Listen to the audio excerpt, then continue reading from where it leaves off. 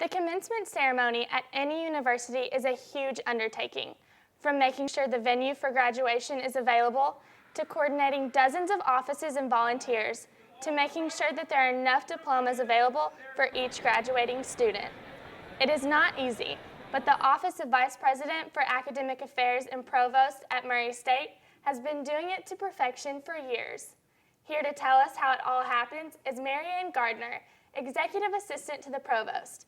Mary Ann, thank you for joining us today. Thank you for having me. So tell me what goes into creating such a big event. A lot of offices on campus, interaction with them from, let's say, pulling greenhouse, getting the stage decorations, to printing services, dealing with the faculty. I have a lot of assistants that help me in my office, and so it's just a lot of work, organization, planning. So how many volunteers would you say that you had? For the ceremony itself, about 50. Well, probably a little bit more than that, because the CFSB Center, they have their own staff that help with the seating and the handicap accessibility, that kind of thing. So from start to finish, how long would you say preparation takes? Well, sometimes it starts the Monday after the Saturday ceremony, just trying to tweak some things and make it hopefully better the next time. But in reality, there's about a 3-month window that it's just pretty much that's what I do for 3 months. You know, editing, talking to other people, making changes, and putting it all together. So it's really about a 3-month full-time thing. And what aspects are some of the more time-consuming or the most difficult that you have to deal with?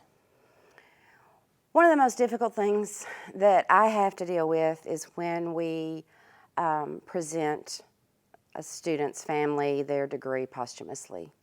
We've had everything from a student that has passed away from cancer, car accidents, things like that, and that is really, really hard for me to approach the parents in the first place, asking if they would wish to do this, and then following through all the way to the ceremony.